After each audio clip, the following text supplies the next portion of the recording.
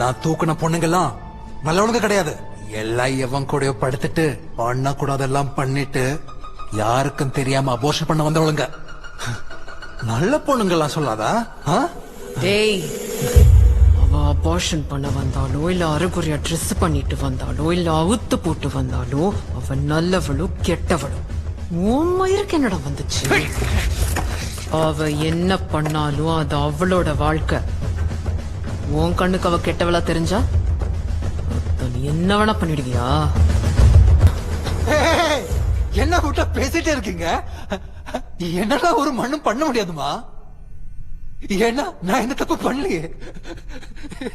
நாளைக்கே நான் வெளில வந்துருவேன். நான் வெளியில வந்ததுக்கு அப்புறம் உன்னை நான் என்னெல்லாம் பண்ண போறேனோ அதெல்லாம் உன்னால பார்க்க முடியாதுல்ல.